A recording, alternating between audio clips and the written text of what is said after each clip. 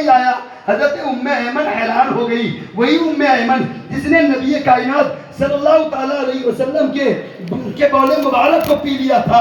تو میرے آقا صلی اللہ علیہ وسلم نے یہ نہیں کہا تھا کہ تم نے کیوں پیا، بلکہ میرے آقا نے ارشاد فرمایا کہ تمہارے پیٹ میں کبھی تکلیف نہیں ہوگی، اور میرے آقا کی برکت کی وجہ سے، بول مبارک کی برکت کی وجہ سے ام ایمن کے پیٹ میں کبھی کوئی تکلیف نہیں ہوئی۔ وہی ام ایمن دوڑی دوڑی بارگاہ مصطفیٰ میں جاتی ہے، بارگاہ مصطفیٰ میں جاتی ہے، عرض کرتی ہے کہ یا رسول اللہ، بڑا عجیب منظر ہم نے دیکھا ہے، بڑا عجیب منظر ہم نے دیکھا ہے، میں بالکل حیران ہوں، آپ مجھے مطمئن فرمائیں۔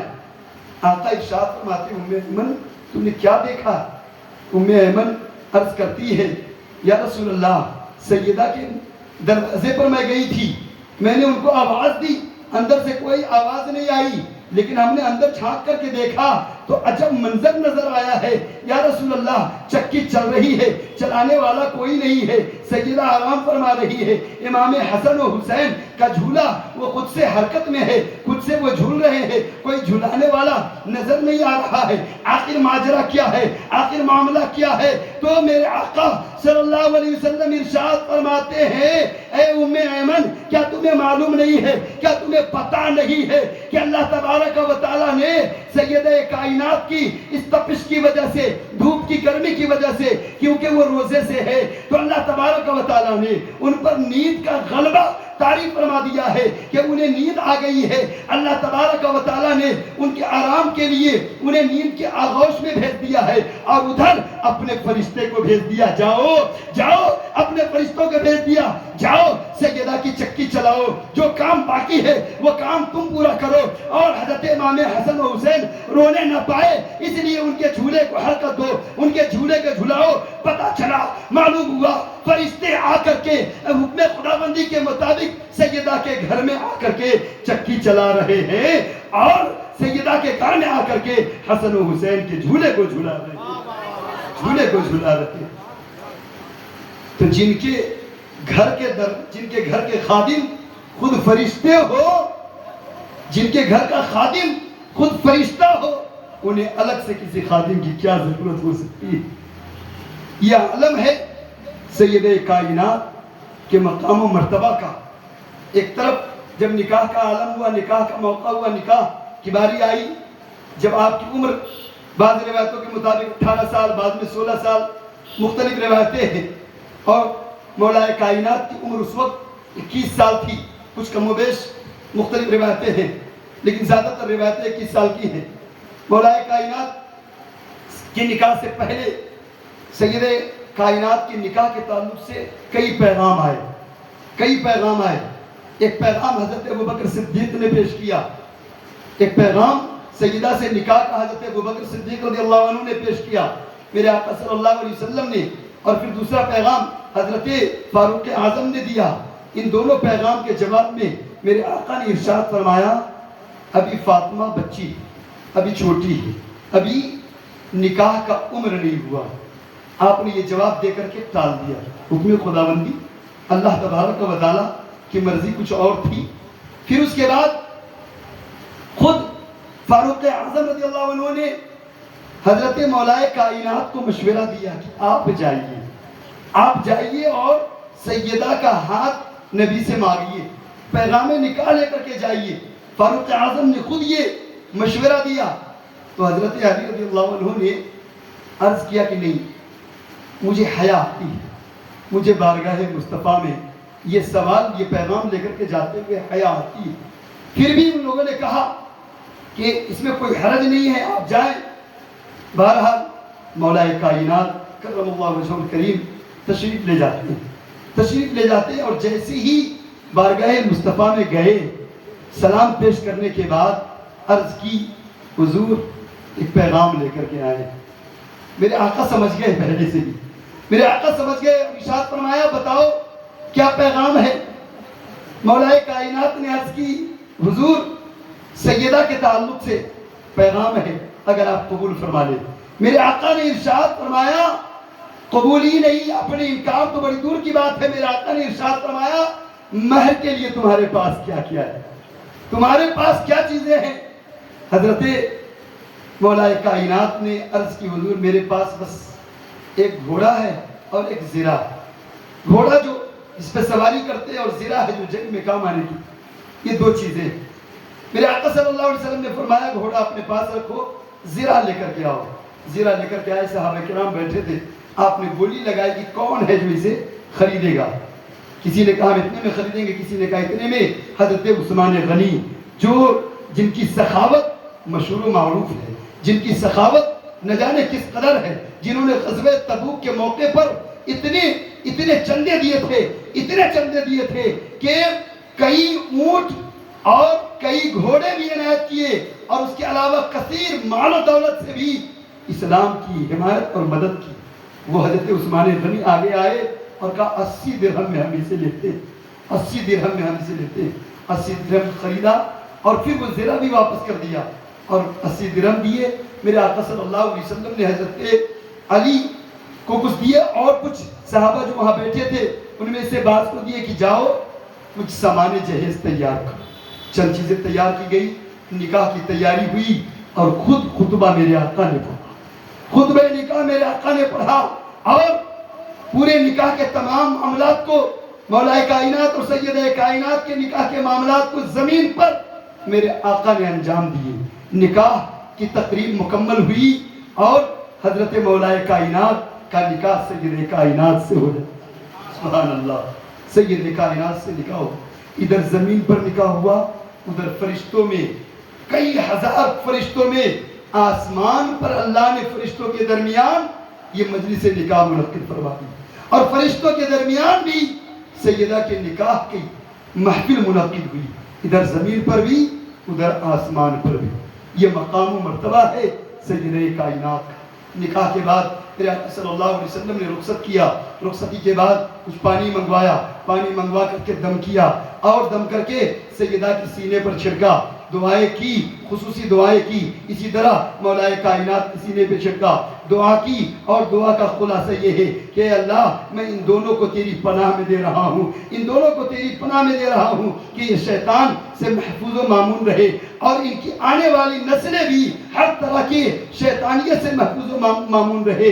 اور یہ دعا فرما کر کے میرے آقا صلی اللہ تعالیٰ علیہ وسلم نے مولا کائنات کو اور سیدہ کائنات کو رخصت۔ تو سیدہ کائنات کی ذات بابرکات کا عالم یہ، کل میدان محشر جب قائم ہوگا، نفسا نفسی کا عالم ہوگا، کوئی کسی کا پرسان حال نہیں ہوگا۔ ایسے عالم میں جب سیدہ کائنات کی باری ہوگی اور پل صراط سے گزرنے کا وقت آئے گا، میرے آقا صلی اللہ علیہ وسلم ارشاد فرماتے ہیں، حدیث صحیح ہے کہ جب سیدہ کائنات کی سواری آئے گی تو ایک ندا کرنے والا، ایک منادی اعلان کرے گا، ایک منادی اعلان کرے گا، اے اہل محشر اپنی اپنی نظریں جھکا لو، اپنی نظریں جھکا لو۔ آواز آئے گی اپنی نظریں جھکا لو، کیونکہ سیدہ کائنات کی سواری آ رہی ہے۔ سب اپنی نظریں جھکا لیں گے، اپنی نظریں جھکا لیں گے، اور اس کے بعد 70,000 حور عین کے ساتھ سیدہ کائنات کی سواری آئے گی، اور بجلی کی تیز رفتاری کے ساتھ پل صراط سے گزرے گی۔ یہ میرے آقا صلی اللہ علیہ وسلم کی حدیث ہے کہ جہاں دنیا میں بھی عالم یہ ہے، اور میدان محشر میں بھی یہ عالم ہوگا، میدان محشر کا بھی یہ عالم ہوگا کہ وہاں پر اگر کوئی چیز نظر آئے گی تو شان سیدہ کائنات نظر آئے گی، شان سیدہ کائنات نظر آئے گی۔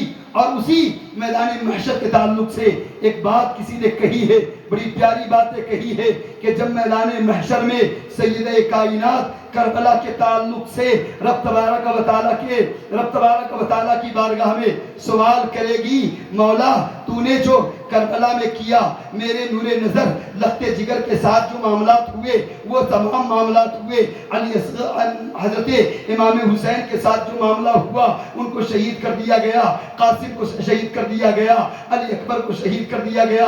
اسی طریقے سے جب باری آئے گی علی اصغر کی تو سیدہ اس وقت رب تبارک و تعالیٰ کی بارگاہ دنیا میں عرض کرے گی مولا علی اصغر کی کیا خطا تھی، علی اصغر کی کیا غلطی تھی، جو 6 ماہ کا میرا لاڈلا تھا، 6 ماہ کا پیارا تھا، آخر تو موجود تھا، تو دیکھ رہا تھا، تیری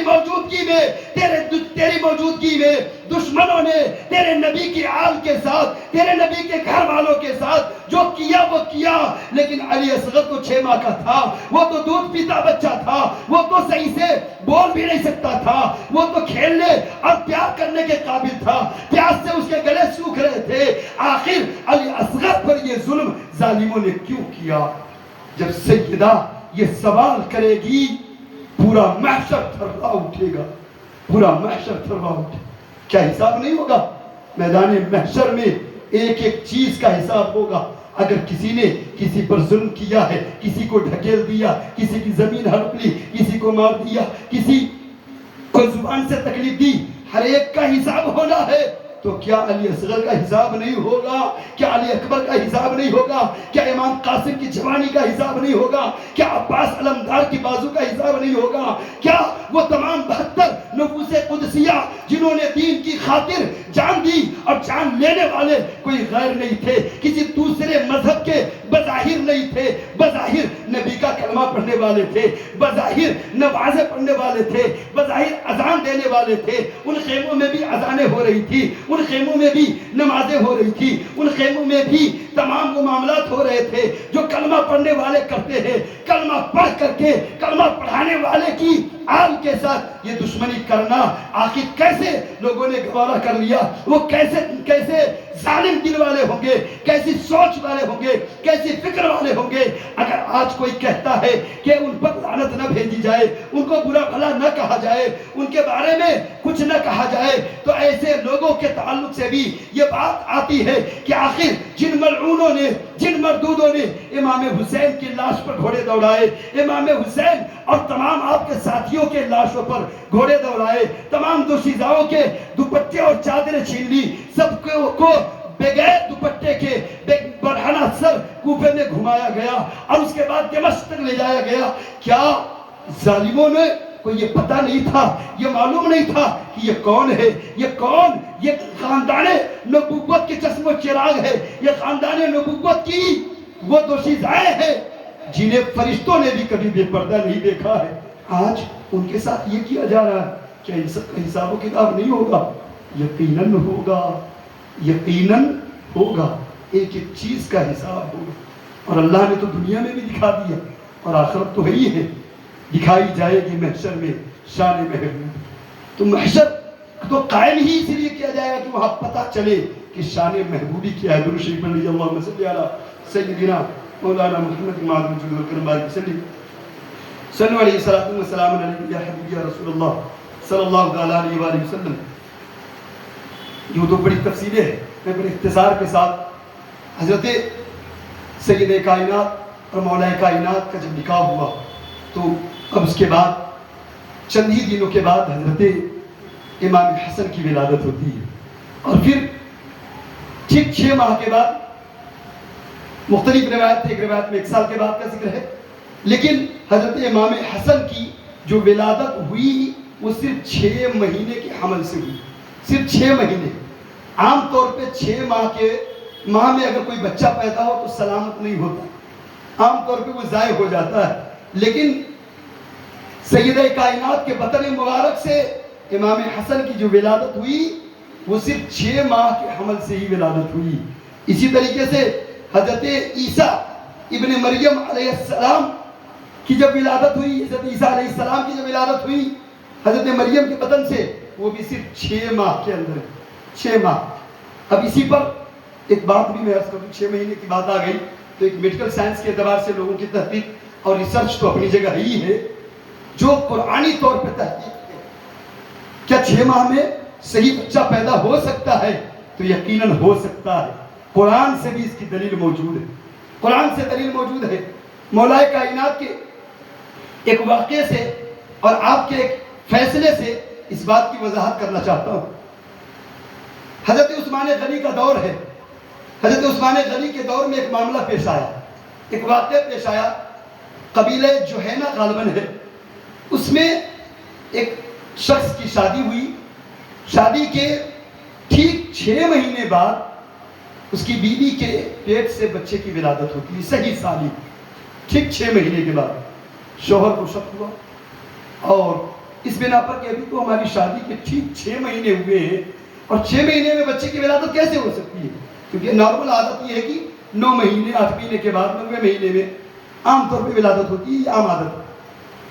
جب 6 مہینے میں ولادت ہوئی تو حضرت بارگاہ عثمان غنی میں انہوں نے مقدمہ درج کیا، شکایت لے کے گئے کہ میری شادی کو ابھی صرف اتنے دن ہوئے، دیکھیے میری بیوی 6 ماہ کے بعد ہی صحیح سالم بچہ جنی ہے۔ مطلب یہ تھا سیدھا سیدھا کہ اپنی بیوی پر بدکاری کا الزام وہ لگا رہے ہیں۔ حضرت عثمان غنی نے پتہ کیا، گواہوں سے معلوم کیا تو واقعی پتہ چلا یہ ٹھیک ان کی شادی کے ابھی 6 مہینے پورے ہوئے اور 6 مہینے میں ہی بچے کی ولادت ہوئی تھی۔ واقعی انہوں نے بچے کی ولادت کے کچھ دنوں کے بعد لا کے پیش کیا۔ یہ بات موطا امام مالک کے اندر بھی ہے، یہ بات عمدۃ القاری شرح بخاری کے اندر بھی ہے، اور بھی کئی کتابوں میں، 4-5 کتابوں میں۔ تو حضرت عثمان غنی نے جب گواہوں سے ان کے آگے ثابت ہو گیا کہ 6 ماہ میں ہی واقعی بچے کی ولادت ہوئی ہے، تو انہوں نے یہ فیصلہ دیا کہ یہ اس عورت نے غلط کیا ہے اور اس غلط کی وجہ سے اس عورت کو سزا دی جائے گی۔ چونکہ سزا کے لیے آپ نے حکم دے دیا، اور سزا کیا ہے، جب شادی شدہ مرد یا عورت زنا کرے تو اسلام میں اس کے لیے سزا یہ ہے کہ اسے رجم کیا جائے گا، یعنی گڈھا کھود کر کے اسے گردن تک دفن کر کے پتھر مار مار کر کے مار دیا جائے، اتنی سخت سزا۔ حضرت عثمان غنی نے فیصلہ دے دیا کہ اس عورت کو رجم کیا جائے، لوگ اسے رجم کرنے کے لیے لے گئے، رجم کرنے کے لیے لے گئے، اور ادھر حضرت مولائے کائنات کو پتہ چلا، معلوم ہوا کہ حضرت عثمان غنی نے ایسا فیصلہ دیا ہے، فوراً دوڑے دوڑے حضرت مولائے کائنات عثمان غنی کی بارگاہ میں آتے ہیں، اور آنے کے بعد عرض کرتے ہیں کہ آپ نے جو فیصلہ دیا وہ فیصلہ صحیح نہیں۔ کہا کیسے؟ کہ آپ نے جو فیصلہ دیا وہ فیصلہ درست نہیں۔ حضرت عثمان غنی حیران ہو گئے کہ کیسے وہ فیصلہ صحیح نہیں؟ کہا کیا قرآن مقدس کی یہ 2 آیت کریمہ ہے، سورہ احقاف کی اور ایک سورہ طلاق غالباً یا سورہ بقرہ کی 2 آیتیں پیش کی، میں وہ آیت پیش کر رہا ہوں کہ یہ 2 آیت ہے۔ تو حضرت عثمان غنی نے کہا کیا مطلب؟ تو حضرت مولائے کائنات نے کہا قرآن مقدس میں وَحَمْلُ وَفِصَالُ 30 شہرا، کہ بچے کے حمل اور دودھ چھوڑانے کی جو مدت ہے، حمل کی اور دودھ چھوڑانے کی جو مدت ہے وہ ٹوٹل کتنے ہیں؟ 30 مہینے، 30 شہرا، وہ 30 مہینے ہیں۔ اور دوسری جگہ قرآن مقدس نے صاف طور پہ کہا حولین کاملین، کہ بچے کے دودھ پلانے کی جو مدت ہے وہ مکمل کتنی ہے؟ بچے کو جو دودھ پلانے کی مدت ہے وہ مدت 2 سال ہے۔ قرآن مقدس میں صاف طور پہ کہا وہ مدت حولین کاملین، وہ 2 سال مکمل ہے۔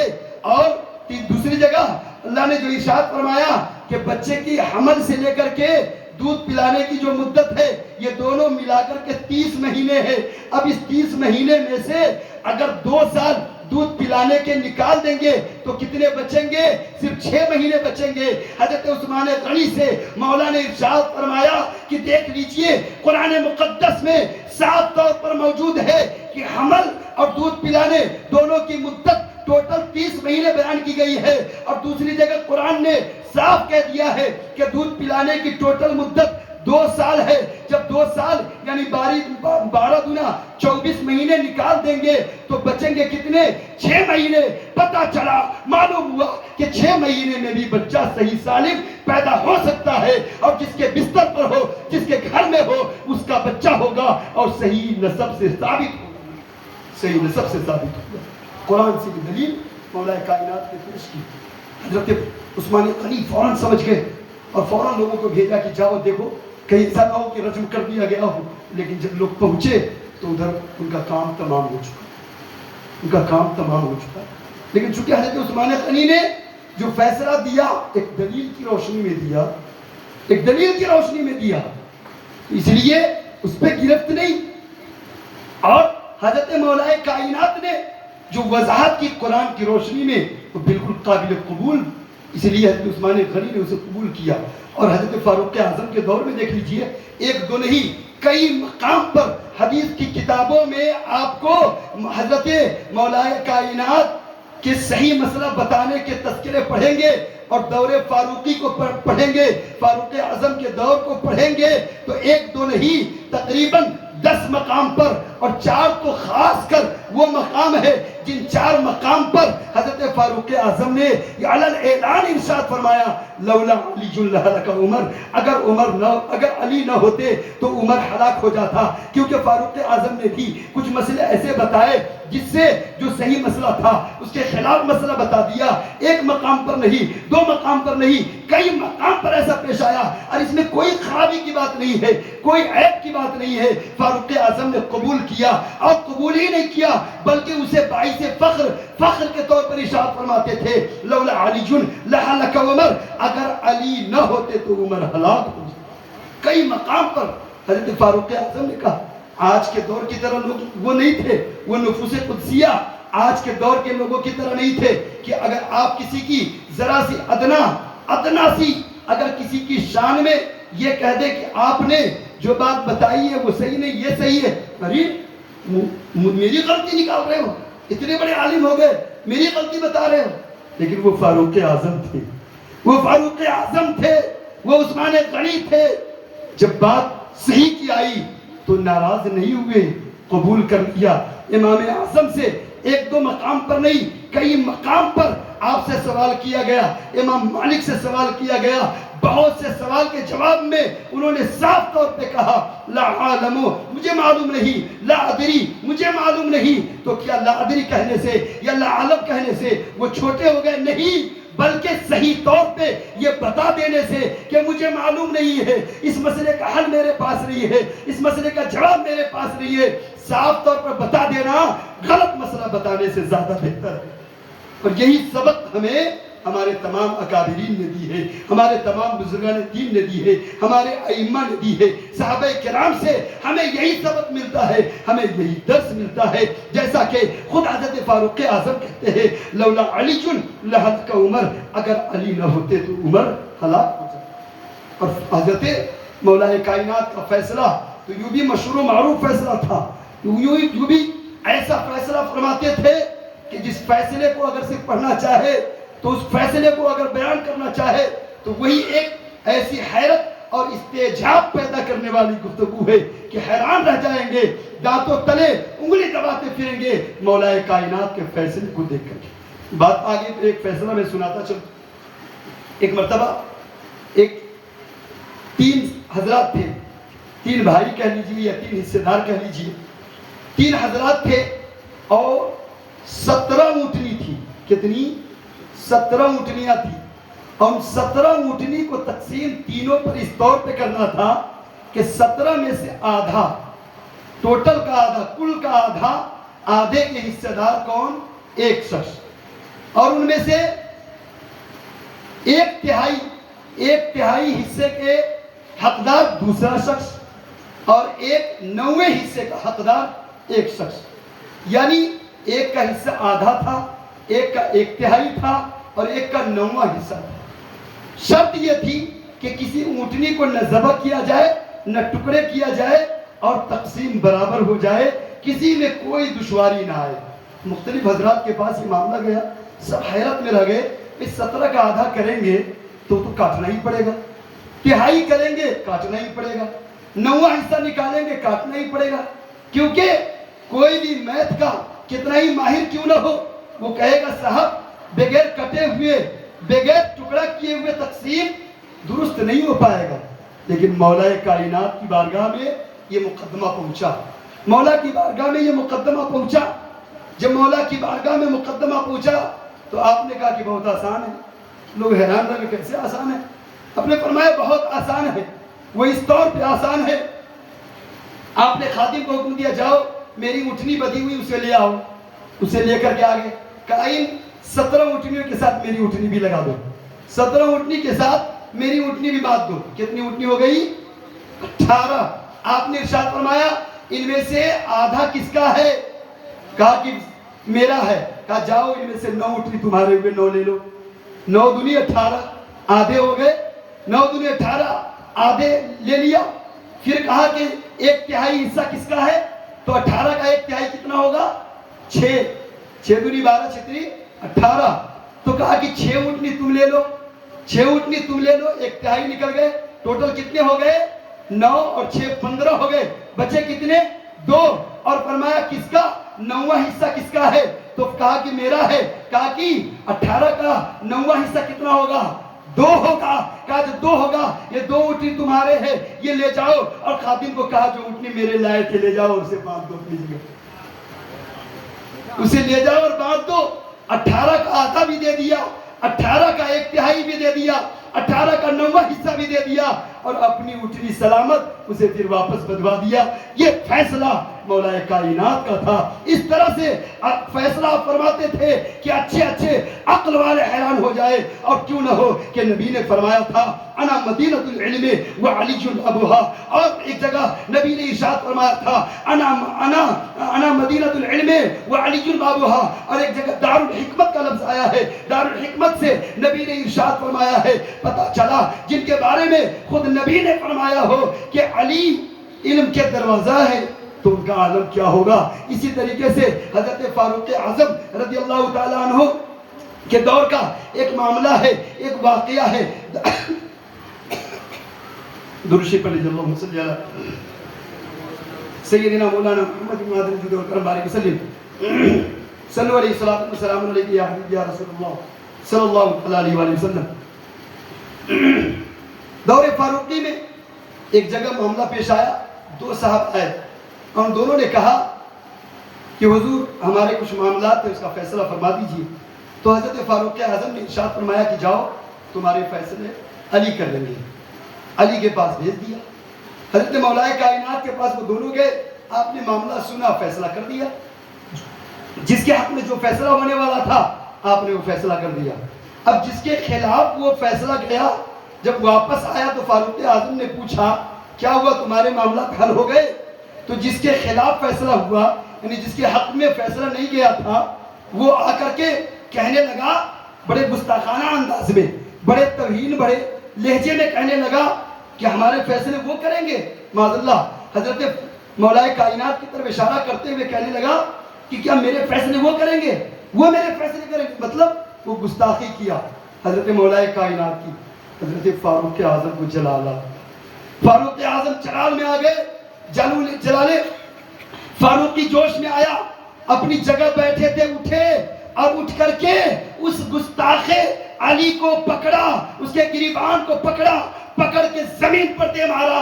اور زمین پر دے مارنے کے بعد سینے پر سوار ہو گئے اور کہا تم ان کے بارے میں ایسی باتیں کہتے ہو جن کے بارے میں نبی نے کہا ہے من کنت مولا فہذا علی المولا. جن کے بارے میں نبی نے یہ کہا ہے کہ تم میرے لیے ایسے ہی ہو جیسے موسیٰ کے لیے ہارون ہے. تم ان کے بارے میں یہ کہتے ہو جن کو نبی نے خیبر میں علم دیا تھا اور فرمایا ان کے ہاتھ پر فتح حاصل ہو جائے، تم ان کے بارے میں یہ کہتے ہو. تو حضرت فاروق اعظم رضی اللہ تعالیٰ عنہ اس گستاخ کا یہ علاج کیا. اور مختلف اس طرح کی اور بھی روایتیں موجود ہیں. پتہ چلا، معلوم ہوا کہ صحابہ کرام کس قدر محبت فرماتے تھے، مولا سے محبت فرماتے تھے، مولا صحابہ کرام سے محبت فرماتے تھے.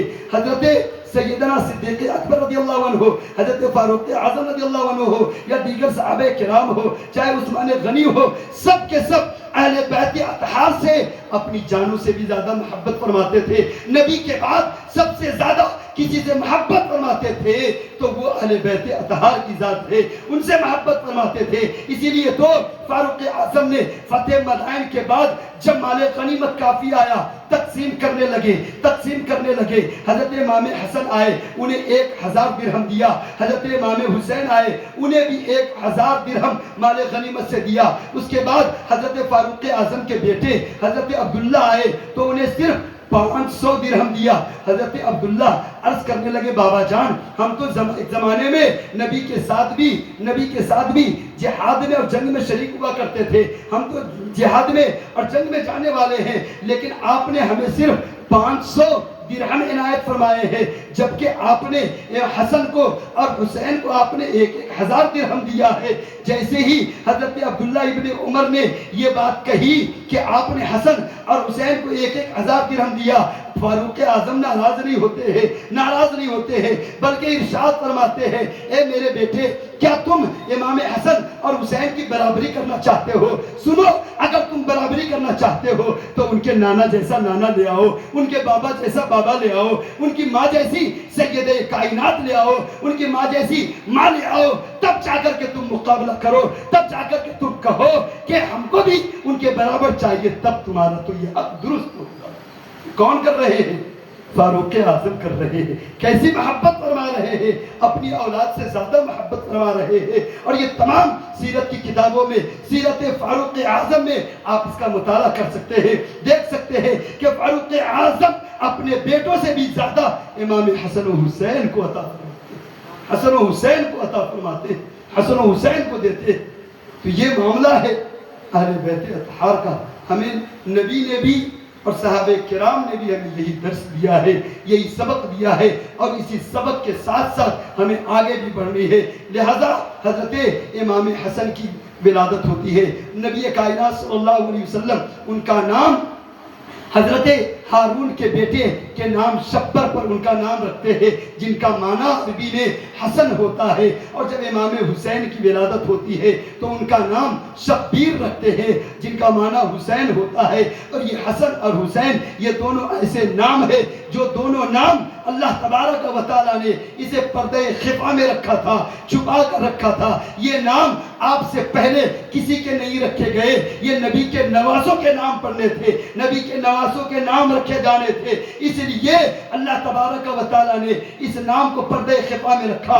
نبی نے اپنے نواسے کا نام، اپنے لگتے جگر کا نام حسن رکھا، اپنے لگتے جگر کا نام حسین رکھا، اور جب 7ویں دن کی باری آئی تو ان کے بال منڈائے، عقیقہ کیا، 2 میڈے ذبح کر کے، ایک روایت میں ہے 1 میڈے کا بھی ذکر آتا ہے، ان میڈے ذبح کر کے آپ نے ان کا عقیقہ کیا، اور ان کے بال سر سے اتروا کر کے چاندی سے وزن کرا کر کے اسے صدقہ کیا، اور اس کے بعد اپنی گود میں لیتے ہیں، جیسے ولادت ہوتی ہے گود میں لیتے ہیں، اذانیں پڑھ کے نبی اذان سناتے ہیں، حسن کو بھی اذان سناتے ہیں، حسین کو بھی اذان سناتے ہیں، اور اپنے لب و لہجے میں اذان سناتے ہیں۔ پتہ چلا، معلوم ہوا نبی کس قدر پیار کرتے ہیں، نبی کس قدر اپنے نوازوں سے پیار کرتے ہیں، اور کبھی گود لیتے ہیں تو کبھی چومتے ہیں، کبھی سونگتے ہیں، کبھی گلے کو بوسہ دیتے ہیں، کبھی ہونٹ کو بوسہ دیتے ہیں، کبھی اپنی مبارک زبان کو حسن و حسین کے منہ میں ڈال دیتے ہیں اور وہ اسے پینے لگتے ہیں، اور کبھی روتے ہوئے بھی ہوتے ہیں تو بالکل خاموش ہو جاتے ہیں، بالکل چپ ہو جاتے ہیں۔ حضرت ابو ہریرہ بیان کرتے ہیں کہ ایک سفر میں ہم تھے، اس سفر میں سید کائنات بھی تھی، اس سفر میں امام حسن بھی تھے، امام حسین بھی تھے، ابھی بچپن کا عالم ہے۔ اس سفر میں معاملہ درپیش یہ آیا کہ سفر کے درمیان ہی یہ ہوا کہ تھوڑی دیر کے بعد اچانک سے حضرت امام حسن اور حسین دونوں بچوں کے رونے کی آوازیں آنے لگی، دیر تک روتے رہے۔ نبی کائنات صلی اللہ علیہ وسلم چاہے گھر میں ہوتے تھے یا سفر میں ہوتے تھے، اگر اپنے نواسوں کی آواز، رونے کی آواز کان میں آتی تھی، پریشان ہو جایا کرتے تھے، فوراً سوال کرتے، میرے بیٹوں کو کیا ہو گیا ہے، کیوں رو رہے ہیں، انہیں میرے پاس لے آؤ۔ ایسے ہی سفر میں آپ نے پوچھا، ابو ہریرہ بیان کرتے ہیں کہ آپ نے پوچھا کہ کیا ہو گیا ہے، تو سید کائنات حضرت فاطمہ سلام اللہ علیہ نے جواب دیا، پتہ نہیں کیا ہو گیا ہے، چپ ہی نہیں ہو رہے ہیں، میں چپ کرنے کی پوری کوشش کر رہی ہوں لیکن دونوں چپ نہیں ہو رہے ہیں، خاموش نہیں ہو رہے ہیں۔ تو پردے کی آڑ لے کر کے، پردے کی اوٹ لے کر کے سیدہ اپنے ایک لگتے جگر کو، اپنے ایک نور نظر کو نبی کی گود میں دیتے ہیں۔ نبی اپنے اس نواسے کو لیتے ہیں، لے کر کے اپنے سینے سے لگاتے ہیں، سینے سے لگانا ہے، اور اپنے بچے کے، اپنے نواسے کے منہ میں اپنی زبان ڈالتے ہیں۔ بچہ زبان چوسنے لگتا ہے، اور زبان ڈالنا تھا، نبی کا گود میں لینا تھا کہ آپ کے نواسے بالکل خاموش ہو گئے، بالکل خاموش ہو گئے، بالکل پرسکون ہو گئے۔ اب جب رو رہے تھے، بلک رہے تھے، چلا رہے تھے، اب رونا بالکل بند ہو گیا، بالکل پرسکون ہو گئے۔ تھوڑی دیر میں میرے آقا صلی اللہ علیہ وسلم نے سیدہ سے کہا، اب یہ بچہ لو اور دوسرا بچہ مجھے عنایت کرو، مجھے دو، میری گود میں دو۔ اب دوسرے نواسے کو لیتے ہیں، انہیں بھی سینے سے لگتے ہیں، سینے سے لگنا ہے، قلب مصطفیٰ سے لگنا ہے، اور اپنے نواسے کو جیسے ہی اپنا لعاب اپنی زبان مقدس سے اپنا لعاب ان کے منہ میں ڈالا، اپنی زبان ڈالی، بچہ چوسنے لگا، اب فوراً پرسکون ہو گیا. سبحان اللہ، فوراً پرسکون ہو گیا. حضرت ابو ہریرہ بیان کرتے ہیں کہ اس طرح پرسکون ہوئے کہ اس کے بعد پورے سفر میں کہیں پر بھی دونوں کے رونے کی آواز نہیں آئی. سبحان اللہ، دونوں کے رونے کی آواز نہیں آئی. نبی جن کے لیے سجدے طویل کر دیا کرتے ہیں، نبی جن کے لیے خطبہ چھوڑ دیا کرتے ہیں، خطبہ دے رہے تھے، سرخ جوڑے میں نواسے آ رہے ہیں، لڑکھڑاتے ہوئے آ رہے ہیں، نبی نے دیکھا کہ بچے آ رہے ہیں، نواسے آ رہے ہیں، نور نظر آ رہے ہیں، منبر سے اتر گئے، خطبہ چھوڑ دیا، خطبے کو روک دیا، منبر سے اترے اور آئے، صف چیر کر کے آگے بڑھے، بچے کو گود لیا، گود لے کر کے منبر پر گئے، اپنے پاس بٹھایا، پھر اس کے بعد آپ نے خطبہ دینا شروع کیا. جن کے لیے خطبے چھوڑ دیا کرے. نبی نماز میں ہے، بچے آتے ہیں، حسن آتے ہیں، حسین آتے ہیں، کبھی پیٹھ پر سوار ہو جاتے ہیں، کبھی گردن پر سوار ہو جاتے ہیں. نبی ان کی تکلیف کا لحاظ کرتے ہوئے سجدے سے سر نہیں اٹھاتے ہیں، سجدہ طویل کر دیتے ہیں تاکہ نواسوں کو تکلیف نہ ہونے پائے. نبی جن نواسوں کو اس قدر پیار کر رہے ہیں، اتنی محبت دے رہے ہیں کہ اہم الفرائض نماز، اہم الفرائض جو سب سے اہم فرض ہے، نماز کو بھی طویل کر دے رہے ہیں تاکہ حسین کو تکلیف نہ ہو، حسن کو تکلیف نہ ہو، کہیں گر نہ جائے، سجدے سے اٹھے گر نہ جائے، چوٹ نہ کھا جائے. اس لیے نماز کو طویل کر دے رہے ہیں. کن کی محبت میں کر رہے ہیں؟ اپنے نواسوں کی محبت میں کر رہے ہیں، اپنے نواسوں کی محبت میں کر رہے ہیں. جن نبی کے صدقے میں ہمیں نماز ملی ہے، وہ نبی بھی جو نماز لے کر کے آئے، ہمیں نماز کا پیغام دیا، ہم پر تمام عاقل بالغ پر نماز ہر حال میں فرض ہے. کربلا نے نماز کی عزت بچائی ہے، نماز کی لاج بچائی ہے، تو ہم حسینی ہے، لہذا ہمارے لیے بھی لازم ہے، ضروری ہے کہ امام حسین کی یاد میں نبی کائنات صلی اللہ علیہ وسلم نے جو ہمیں عظیم تحفہ معراج کا تحفہ دیا ہے، اس تحفے پر خصوصیت کے ساتھ عمل کرے، نماز کی پابندی کرے، خصوصیت کے ساتھ جماعت کے ساتھ جہاں تک ممکن ہو نماز پڑھنے کی کوشش کرے. تب جا کر کے حقیقت میں وہ سجدہ، اس سجدے کی لاج میرے حسین نے کربلا میں بچائی تھی. جب آپ اس سجدے کو جا کر کے کریں گے، نمازیں ادا کریں گے، تب جا کر کے حقیقت میں اس سجدے کا حق ادا ہوگا. حضرات محترم، انشاءاللہ مزید گفتگو پھر آپ کل سماعت کریں گے. یہاں سے آگے حضرت امام حسن، حضرت امام حسین کے کچھ مناقب اور فضائل تو بیان ہو چکے، ضمناً بھی بیان ہو چکے. اب حضرت امام حسن خلفائے راشدین کے بعد، یعنی حضرت مولا کائنات کی شہادت کے بعد 6 مہینے چند دن تک خلیفہ راشد کے عہدے پر فائز حضرت مولا امام حسن علیہ السلام رہے. تو اس زمانے کے بعد پھر کیا واقعہ پیش آیا، کیسے معاملات پیش آئے؟ خلافت کا زمانہ جو 30 سالہ زمانہ تھا، جس 30 سالہ زمانہ کے بارے میں نبی آخر الزمان صلی اللہ علیہ وسلم نے فرمایا تھا کہ میرے بعد خلافت میرے طریقے پر 30 سال تک رائج رہے گی.